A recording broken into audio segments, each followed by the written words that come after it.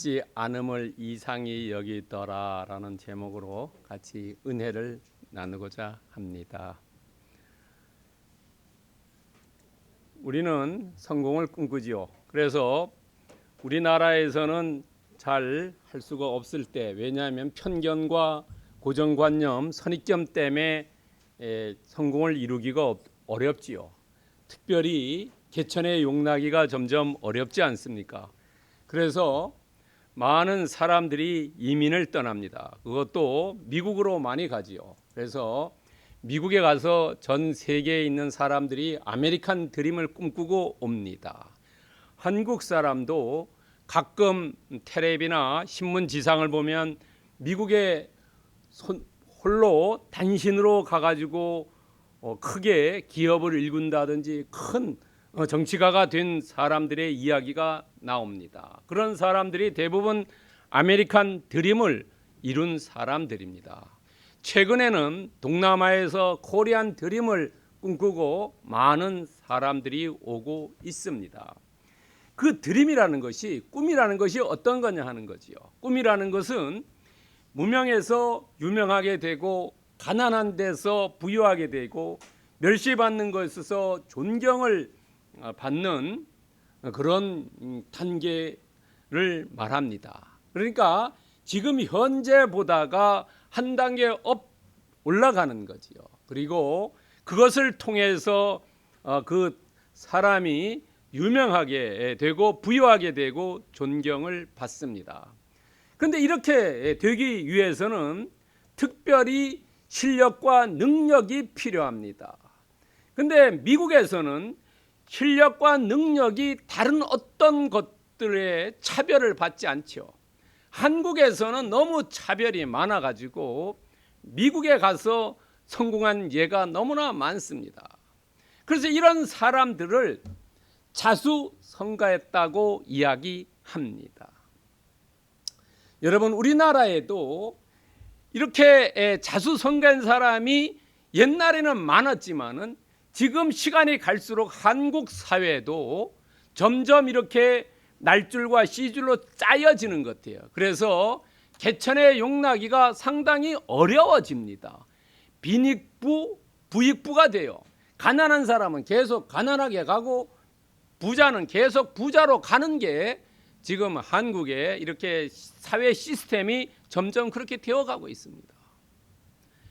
그런데 옛날에 우리가 이렇게 자수성가한 사람을 어떻게 불렀습니까? 이렇게 불렀죠. 금이 환영했다고요.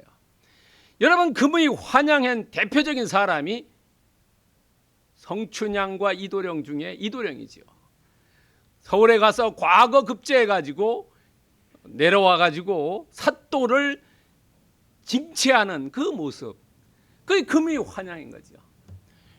최근도 금이 환영하는 게 우리나라에 어렵다는 그 시험을 합격해서 돌아오는 것이 금이 환영이죠.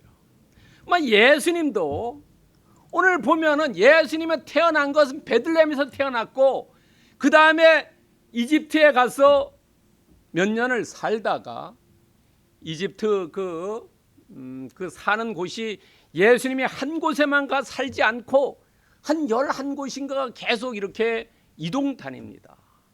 그러다가 이렇게 다시 돌아와서 나사렛 살다가 이제 세례 받고 본인이 사역을 하면서 가버나움 가서 사역하죠. 가버나움에서 우리가 지난 4주 동안 바다를 잔잔하게 하고 귀신 들린 사람 쫓아내고 그 다음에 12년간 혈류병 걸린 사람 고쳐주고 마지막에 생명까지 소생시키는 그런 예수님이 지금 금이 환영했어요. 그런데 사람들이 박수치고 잔치 벌린 게 아니라 멸시와 천대로 갔지요. 여러분, 그러나 예수님은 자기의 하는 일을 계속하지요. 우리도 금이 환영 아니면은 드림을 내 꿈을 이루었을 때 내가 해야 될 일이 뭐냐 하는 거지요. 아니면 주변 사람들이 꿈을 이루었을 때 나는 과연 어떻게 해야 되냐? 나사렛 사람들처럼 할 것이냐? 아니면은 다르게 내가 해야 될 것이냐는 거지. 우리가 꿈을 이룰 때 물론 본인이 실력과 능력, 재능이 있어야 되지만은 실은 거기에 플러스 알파가 있어야 된다는 거예요. 그것이 뭐냐면 하나님의 도우심이 있어야 된다는 거죠. 이것이 바로 우리가 얘기하는 운이지요. 그래서 보통 성공하는 사람을 운삼기칠이라 그러죠. 운삼기칠요. 기술이 70이고 운이 30%라는 거예요. 그걸 거꾸로 얘기하는 사람이 있어요. 세상 사람들이요. 기칠 운삼이라고 얘기하는 사람이 있어요. 여러분, 도우심, 하나님의 도우심이 있어야 된다. 그 역대상 12장 18절에 나와요. 당신의 하나님이 당신을 도우셨다는 거죠. 이것을 잊어버릴 때 우리는 교만하게 되지요. 그리고 또 하나, 아메리칸 드림, 코리안 드림을 이루고 우리가 금이 환영할 때 거기에는 반드시 돈을 많이 버는 거죠. 그런데 재물을 얻는 능력도 하나님께서 주셨다는, 신명기 8장 18절에 나오는 얘기. 내 힘으로도 되지만은 우리가 하나님께서 나에게 능력 주시고 도와주셔야만이 이루어진다는 거죠. 예수님도 어땠습니까?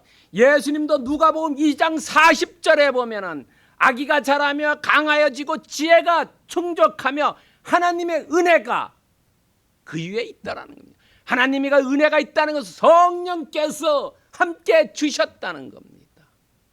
여러분, 사사기에 보면은 거기에 많은 사사들이 있을 때 하나님께서 함께 주셨다는 거예요.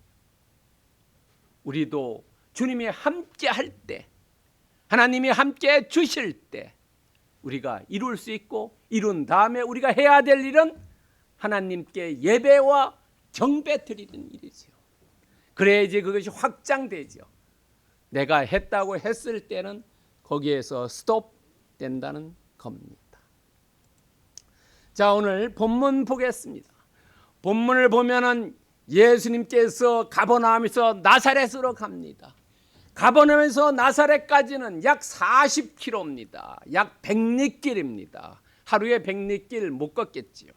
아마 가다가 쉬었다가 다시 갔을 겁니다. 그런데 오늘 이 나사렛 방문 전에 누가복음 4장 16절에서 30절에 보면은 이전에도 나사렛을 방문한 적이 있습니다. 그때는 사람들이 예수님을 붙잡아 가지고 절벽에서 떨어뜨려서 죽이려 그랬습니다. 그러나도 불구하고 예수님은 다시 그쪽에 갑니다. 그리고 가서 오늘 회당에서 설교합니다. 마가복음에 보면은 회당 설교가 3번 나옵니다. 오늘 4번째입니다. 그러나 이 이상은 회당에서 설교하지 않아요. 왜? 해보니까 좀 심한 말로 하면은 이것들이 뭐 별 볼 일 없더라는 거죠. 말씀을 전하면 잘 따라오게 되는데 오히려 대적하고 희롱하고 조소하고 놀리고 이러는. 그러니까 이제 더 이상 하지 말아야 되겠다. 그래서 더 이상 안 합니다. 예수님이 십자가에 돌아갈 때까지 회당에서 설교는 하지 않습니다. 그리고 오늘 본문을 통해서 2차 갈릴리 사역이 끝납니다. 이 이유는 예수님께서 다니시면서 유랑 전도를 시작합니다. 3장 20절에서 6장 6절까지 갈릴리 사역을 마치는데 재밌는 것은 시작할 때 예수님의 가족들이 옵니다. 예수님의 가족이 와가지고 형님 미쳤습니다. 우리하고 집으로 가야지요. 이렇게 데리러 왔지요. 그럴 때 예수님께서 하나님의 뜻대로 행하는 자가 나의 형제다라고 얘기하죠. 자매라고요. 그러면서 가지 않지요. 형제들만 돌아갔죠.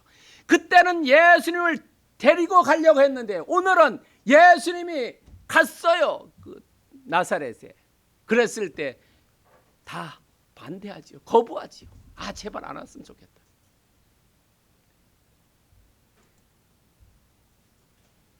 배척당하는 겁니다. 그리고 오늘 본문을 자세히 보면은 2절과 3절의 내용이 다르지 않습니까? 2절에는 2개의 수사학적 질문을 합니다. 그 2개의 질문이 뭐냐면 예수님의 사역에 대해서 얘기합니다. 그리고 3절에서는 세 개의 질문을 하는데 예수님의 신분에 대해서 이야기합니다. 이 회당에서 듣던 사람들이 아주 영특하게 질문합니다. 그러나 그 질문은 예수님에게는 아주 치욕적인 질문이었습니다.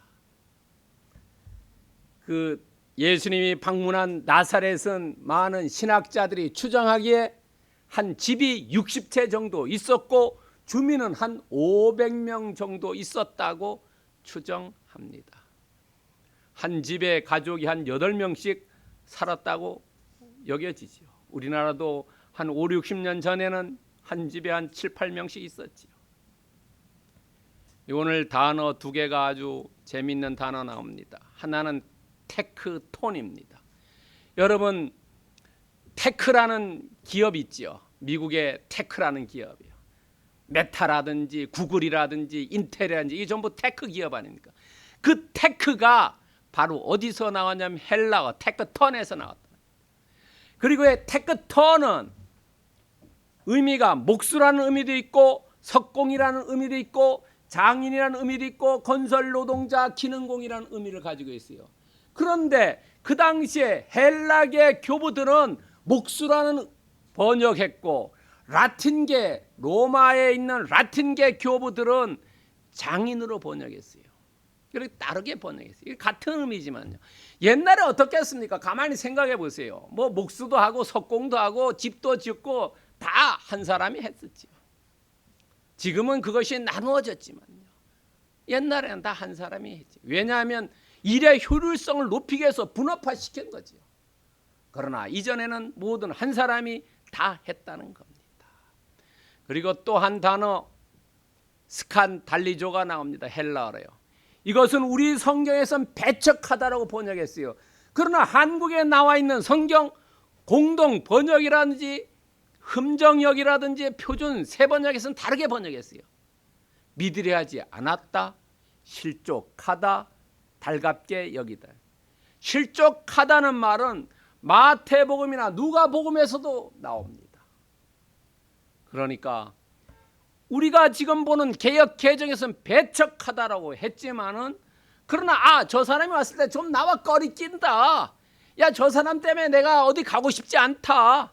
그런 마음을 나타냈다고 보면 틀림이 없습니다. 자, 그러면 조금 더 우리 오늘 본문을 깊게 들어갑니다. 오늘 세 가지로 나누어서 생각합니다. 첫 번째, 고향 방문합니다. 1절입니다. 제가 말씀드린 대로 오늘 고향 방문은 두 번째 방문입니다. 첫 번째 방문 때는 생명의 위협을 느꼈어요. 누가복음 4장 29절에 보세요. 그러면은 벼랑 낭떠러지에서 밀어 떨어뜨려 죽이려고 했습니다. 여러분 한번 생각해 보세요. 나를 죽이려고 하는데 거길 다시 가고 싶겠습니까? 절대 안 가겠지요. 그러나 예수님께서는 다시 가셨어요. 순교하려는 그런 마음가짐으로 그런 다짐으로 갔어요. 왜 갔냐? 거기에 있는 사람들의 영혼이 불쌍하기 때문에 간 거지요. 여러분 순교하는 사람들 왜 순교하겠습니까? 왜 전도하러 가서 순교하겠습니까? 그쪽 사람들이 너무 불쌍해가지고 긍휼한 마음으로 갔겠지요. 여러분 우리가 전도하는 것도 왜 전도하겠습니까? 긍휼해서 그 영혼이 지옥에 떨어지면 너무 불쌍하기 때문에 그것 때문에 우리가 조금 심하게 하면 전도한다는 게 어떻습니까? 종로로 타는 거지요. 전도 안 하면 어땠어요? 종로로 타지 않아도 돼요. 전도하는 것이 곧 종로로 타는 겁니다. 제가 목사 된다고 할 때 어떤 분이 그렇게 했어요. 너 종로로 타려고 하냐? 뭐하러 그거 하냐? 그러나 가만히 우리가 전도할 때도 그렇죠. 내 자신을 내려놓고 하지 않으면 상당히 어렵지 않습니까? 그리고 이 예수님이 이렇게 이 사람들을 봤을 때 이것들이 정말로 좀 어떻게 얘기하면 어떻습니까? 발랑 까진 것들이다. 그러니까 너희들 형편없다라고 얘기해요. 그렇지만은 제자들도 같이 가지요. 제자들은 오늘 본문에 따라갔다고만 나오지만 다른 얘기 없지요. 어떤 걸 했다는 얘기가 없어요. 여기서 우리는 제자의 그 도를 볼 수 있다는 거죠. 제자들도 따랐다. 이것은 헬라어로 아콜루테오입니다. 영어로 팔로우입니다. 제자는 따르는 거예요. 학생과 선생이 아니고 스승과 제자라는 거죠. 멘토와 멘티라는 관계입니다. 우리가 SNS에 보면은 팔로우라 그러죠. 그 사람이 글 올리면 거기에 따라 팔로워가 되어야 된다는 거죠. 우리는 오직 성경에 대한 팔로워가 되어야 된다는 겁니다. 우리가 사람을 따르는 게 아니고 오직 성경의 말씀을 따르는 게 필요하다는 거죠. 여러분 계시록 14장 4절에 보면은 이 사람들은 순결한 자라 어린 양이 어디로 인도하든지 따라가는 자며 하나님과 어린 양에 속한 자다는 거죠. 성경이 말씀하는 대로 그것이 악을 골짜기라 하더라도 그것을 따라가는 게 제자로서의 삶이라는 겁니다. 여러분 예수님이 십자가에서 돌아가셨지요. 우리의 삶도 그런 각오가 있어야 된다는 거지요. 어린 양이 어디로 인도하든지 따라가는 거. 어린 양이라는 것은 예수 그리스도를 얘기하지요. 그 그리스도의 말씀을 따라가는 그것이 제자라는 겁니다. 말로는 제자해놓고 다른 길로. 여러분 마가복음 10장 28절에 보면은 부자 청년 얘기가 나옵니다. 그리고 예수님이 너 재산 다 팔아서 주고 와라. 주고 나를 따라와라. 그때 따라오라가 뭐냐면 이 똑같은 얘기 있습니다. 아콜루데오. 부자 청년한테도 아콜루데오 쓰고 그러니까 그 옆에 있다가 베드로가 이렇게 얘기합니다. 예수님께 보소서 우리가 모든 것을 버리고 주를 따랐나이다. 여기서 주를 따랐나이다도 아콜루데오를 씁니다. 똑같은 단어를 써요. 제자라는 것은 내 모든 것을 버리고 주를 따르는 거죠. 오른쪽으로 이동하면 오른쪽, 왼쪽으로 하면 왼쪽, 앞으로 가면 앞으로 가고 뒤로 돌아가면 뒤로 돌아가는 것이다. 내가 버릴 때 그것이 가능하다는 거죠. 내가 가져 있을 때는 불가능하지요. 내 모든 것을 내려놓고 갈 때만 간다. 그래서 어린아이를 내게 오는 것을 금하지 말라라는 것이 어린아이는 아버지가 가면은 엄마가 가면은 그대로 따라간다는 거죠. 그렇기 때문에 이 고향 방문을 통해서 특별히 우리는 제자들처럼 말없이 주님을 잘 따라가는 것, 말씀대로 잘 따라가는 것, 그것이 오늘 21세기를 사는 우리에게 주시는 말씀입니다. 두 번째는 멸시천대입니다. 여러분 2절부터 4절에 나옵니다. 멸시천대. 예수님이 회당에 가서 가르쳤을 때 전부 다 놀랐다고 합니다. 그러나 그 놀랐다고 하는 것이 그 내용 자체는 인정을 했다는 겁니다. 그러나 그 말씀을 영접하진 않았다는 겁니다. 여러분 성경 말씀이 로고스로 그냥 남아있지 그것이 나에게 들어와서 레마로 작동하지 않았다는 겁니다. 여러분 교회에 와서 말씀을 듣고 그냥 말씀을 듣는 것으로 좋은 말씀이구나 라고 끝나면은 그것은 로고스로 남지만은 그것이 내 마음에 들어와서 작동하면은 레마가 되는 거지요. 여기에 나사렛 사람들은 예수님께서 회당에서 설교할 때 그 말씀을 인정을 했지만 시인은 했지만은 말씀을 받아들이진 않았다는 거죠. 그럼 왜 받아들이지 않았냐는 겁니다. 거기에는 편견과 선입관과 고정관념에 사로잡혀 있었다는 거지요. 예수 걔가 우리가 늘 보던 사람 아니야? 걔 학교도 안 다녔어. 걔 천한 집안 사람이야. 근데 어느 날 갑자기 자기가 잘났다고 회당에 와서 설교를 하네. 야, 우리 쟤 못 믿어. 뭐 말하는 거 보니까 그럴듯한데 쟤가 어디서 저런 거 배웠냐 하는 거지. 야, 목수의 아들 아니냐? 야고보와 요셉과 시몬과 유다 다 우리 형제들이고 거기에 누이들도 여기서 결혼해서 살고 있는데 우리가 다 아는 사람인데 걔가 어떻게 그게 됐냐는 거지. 이렇게 고정관념과 편견에 사로잡혀 있었다는 거죠. 우리들도 자녀들을 대했을 때 어때요? 고정관념과 선입견에 사로잡혀서 자녀들이 성장해 가는 것을 방해할 수 있지요. 왜냐하면 너무 친숙했다는 거지요. 너무 가치에 너무 잘 알았다는 거지요.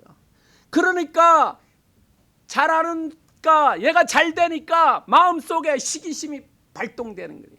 사촌이 땅삼 배 아프듯이 시기심이 발동되는 거예요. 야, 쟤가 우리 같은 애가 어떻게 쟤가 좋아서 설교하고 있어 하는 거죠. 그리고 하나는 막 완악함입니다. 마음이 완악하게 되니까 막가파식 되는 거예요. 자기들이 하고 싶은 말 막 내뱉은 겁니다. 목수의 아들이라고 합니다. 마리아의 아들이라는 것은, 마리아의 아들이라는 것은 무슨 의미냐면 좀 쉽게 얘기하면 제 사생아야 이런 얘기입니다. 완전히 멸시하는 얘기입니다. 금도를 넘어간 막가파에 발언하는 겁니다. 3분 후에 후회될 말을 짓거린 겁니다. 우리도 화가 나가지고 말 막 할 때 어때요? 3분 지나면 후회하지요.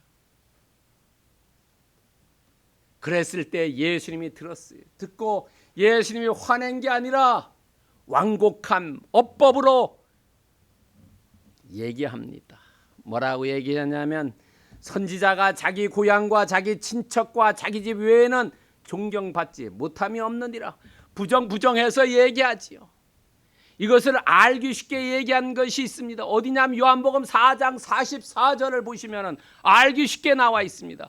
선지자가 고향에서는 높임을 받지 못한다. 이렇게 간단하게 얘기하면 되는데 지금 예수님이 화가 나니까 이렇게 말을 빌빌빌빌 들였다 꽈가지고 얘기하는 거지. 여러분, 화가 날 때 직설적으로 얘기하면 어땠습니까? 서로 부딪혀서 싸움이 일어나죠. 그러니까 쓱 돌려가지고 얘기했습니다. 여기서 우리가 예수님의 어법에서 예수님은 외모를 책망했다는 거죠. 너희들이 외모만 취하는구나. 내면을 봐라. 내가 교육도 못 받고 신분도 낮았지만은 그게 다가 아니다라는 것을 얘기해요. 그리고 내가 선지자라는 것. 두 가지를 얘기했어요. 이 말씀에서. 내가 선지자라는 것을 알려줬고 그리고 너희들이 외모로 평가하는데 사람 외모로 평가하지 말라라고 얘기해요. 우리가 이 말씀을 통해서 등하불명입니다. 사자성어로 얘기합니다. 가까이 있는 사람들은 위대한지 모른다는 거지요. 집을 떠나야지 부모의 위대함을 알지요. 그래서 계속 자식을 데리고 있으면 부모의 존경심이 적어지지요. 멀리 떠나보내서 고생을 해야지 부모의 효도를 더 잘해요. 가까이 있으면 모른다는 거죠. 등하불명이라. 중요한 것은 지금 여기가 중요한 거예요.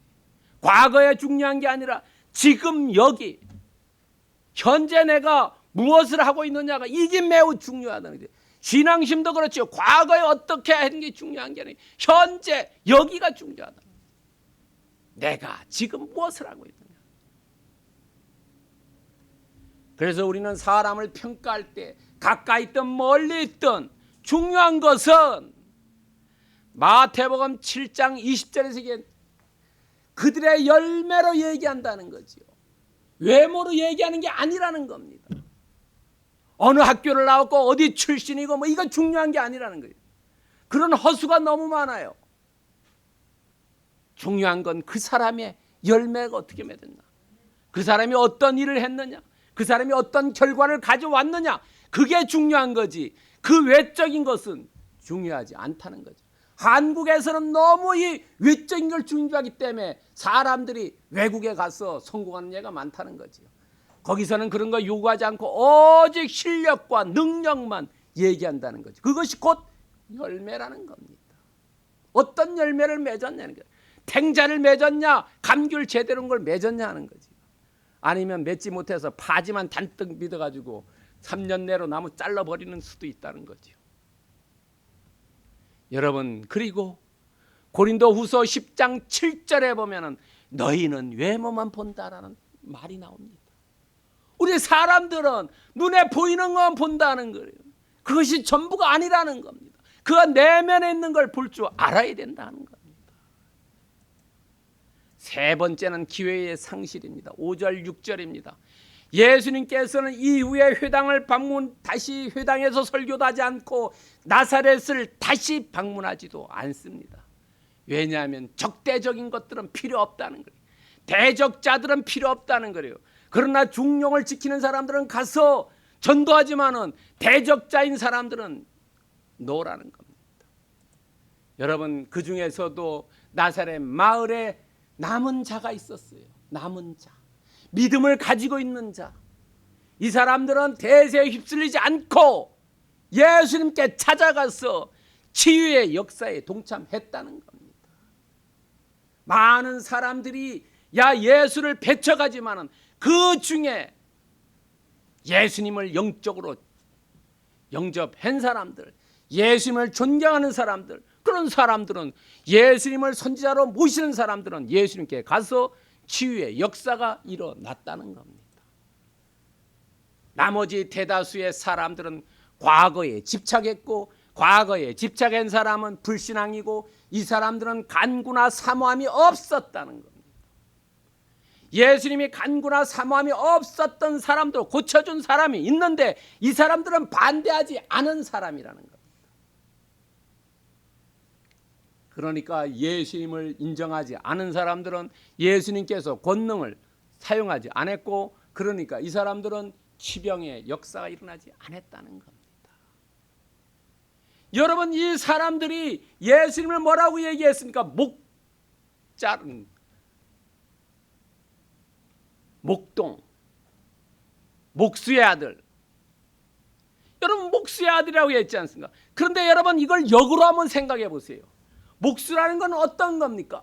아까 돌을 깎고 나무를 잘라서 새로운 걸 만드는 거 아닙니까? 그럼 우리의 심령이 병들었다면 누구에게 가야지 되겠습니까? 목수에 가서 목수가 우리의 심령을 고쳐줘야 되는데 이 사람들은 눈으로밖에 보지 못했다는 거죠. 이게 바로 역설입니다. 목수는 집을 고치고 헐어진 것을 새로 하고 망가진 가구를 고치지만은, 그러나 우리의 심령이 망가졌으면은 우리의 심령, 망가진 심령을 누구에게 가야 되냐? 사람에게 가야 되냐? 예수님께 가야 되냐는 거죠. 예수님께 가야지 우리의 심령을 고쳐줬다는 거죠. 그렇기 때문에 사람들이 역설적으로 이 예수님을 목수라고 욕했지만은 실제로 그것을 알아듣는 사람은 내가 그리로 가야 된다는 거죠. 그러니까 오지 않았던 사람들은 예수님께서 저 사람들 이상히 여겼다는 거죠. 이상히 여겼지만은 예수님이 거기서 바로 그만두지 않고 계속 마을로 다니면서 주어진 사명을 감당했다는 겁니다. 예수님은 감당한 사명이 3가지래요. 첫 번째, 가르치는 거, 설교하는 거, 고쳐주는 거 3가지입니다. 마태복음 9장 35절에 보면은 예수님의 3대 사명이 나와 있습니다. 그 사명, 가르치는 거 계속 가르쳤다는 겁니다.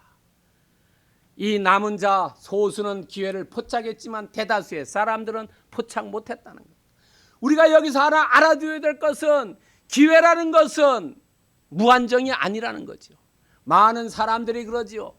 부모님이 돌아가신 다음에 아이고 더 오래 살으셨으면, 부모님이 영원히 사는 게 아니지요. 기회가 왔을 때 하지 않으면 나중에 후회한다는 거지. 여기에 예수님이 다시 이 마을에 안 갔으니까 여기에 있던 사람들은 치유 못 받은 거지요. 기회를 다음에 또 오겠지라고 생각하면 그 기회는 오지 않지요. 오늘의 시간과 내년 이 시간은 다르지요. 사람들도 나이를 한 살 더 먹고 또 우리의 신체의 변화가 다르다는 거죠. 기회는 무한정 오지 않기 때문에 우리가 왔을 때 그 기회를 잡아야 된다는 겁니다. 히브리서 11장 15절에 보면은 우리가 기회를 어떤 기회를 잡아야 되냐면 두 가지 기회라는 거예요. 하늘을 생각하는 기회, 또 하나는 이웃을 생각하는 기회, 이웃에게 베풀고 하나님께 돌아가는 그 두 가지 기회를 우리가 놓치면 안 되고 그것이 무제한으로 오는 게 아니다는 거지요. 여러분, 봉사도 할 때가 있고 항상 할 수 있는 게 아니지요. 그 기회를 우리는 포착하고 흘려버리지 말아야 된다는 겁니다. 자, 그렇다면 오늘 본문에서 예수님께서 이상히 여겼더라. 그것은 예수님이 고향 사람들, 많은 사람들이 예수님을 이상히 여기는데 오늘 마가복음에서 딱 이 한 구절만 예수님이 고향 사람들을 이상히 여겼다. 그러면 이상히 여겼는데 예수님이 지금 선지자로 왔고 목수로서 너희들을 고쳐주러 왔는데 너희들이 과거에 사로잡혀 있다. 그래서 이것을 사자, 성어로 얘기하면 개신창례입니다. 새로운 것을 열어가지고 새로운 것을 오게만 새 시대를 만들어라는 거예요. 여러분, 우리가 예수를 믿기 전과 예수를 믿은 후에 삶이 바뀌어지지요. 새로운 걸 받아들여가지고 새로운 삶으로 나눠집니다. 새로운 길을 열자는 거죠. 새로운 길을 창조하자는 거죠. 우리가 과거에 예수를 믿기 전에 그대로 있으면은 그 삶이 계속 갈 텐데 그렇지 않고 과거를 떨쳐버리고 아무리 좋은 거 있다 하더라도 버려버리고 예수한테 붙잡히면 새로운 길이 열린다는 거예요. 그것이 개신창례라는 겁니다. 오늘 나사렛에 있는 사람들은 실패한 거지요. 그러나 우리의 삶은 실패하면 안 되지요. 우리의 삶은 늘 말씀대로 우리의 하루하루가 개신창례가 되어야 된다는 겁니다. 이사야서 43장 18절에 보면은 너희들이 이전 일을 기억하지 말라, 옛적 일을 생각하지 말라는 거예요. 너희들이 과거의 신앙이 어떻고 너의 과거의 삶이 어떻게 된다 하더라도 그거 별로 중요하지 않으니까 생각지 말고 지금과 현재가 이곳이 중요하다 하는 겁니다. 여러분, 그래서 에베소서 4장 23절에서 24절에 보면은 성령을 너희들이 새롭게 해서 마음밭을 새롭게 해서 새 사람이 되어서 말씀에 씨앗이 떨어졌을 때 풍성하게 30배, 60배, 100배의 결실을 얻어라. 그렇다면 우리의 삶에 어떻게 적용해야 될 것이냐는 겁니다. 첫 번째로 우리의 삶은 하늘나라 갔을 때 너희들이 이 땅에서 어떤 열매를 맺었냐는 거지. 그리스도를 위해서 얼마나 열매를 많이 맺었냐는 거죠. 내 자신을 위해서 열매 맺은 건 그건 필요 없다는 거죠. 그리스도를 위해서 너희들이 얼마나 열매를 맺었느냐는 거. 그 열매로 평가한다는 거죠. 두 번째는 뭐냐면 우리에게 기회가 온다는 거죠. 그 기회를 포착하는 거예요. 하나님을 위해서 일하는 기회, 또 주위의 사람들을 위해서 일할 수 있는 기회. 그 기회가 왔을 때 잡자는 거죠. 그것이 영원히 무한정으로 오는 것이 아니다는 겁니다. 그리고 우리에게 주어진 사명들이 있다는 거죠. 각자에게 주어진 사명들, 그 사명들이 어려움에 봉착하거나 환난과 낭망되더라도 그것을 지속적으로 사명을 이루어 나가자는 겁니다. 여러분, 고린도후서 9장 4절에 보면 우리가 이런 것들을 준비해 놓지 않으면은 나중에 하늘나라 갔을 때 부끄러움 당한다는 거죠. 여러분, 이 땅에서는 저 사람이 열심히 신앙인 같은데 하늘나라 가보니까 찾아보니 없어요.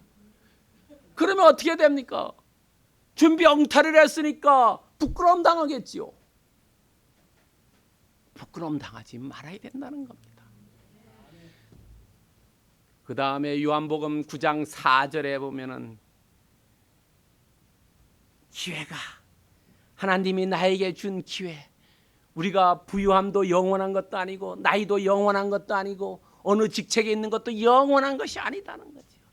현재와 지금 이 시점에서 나에게 있는, 일할 수 있는 그 조건이 있을 때 열심히 일하자는 거죠.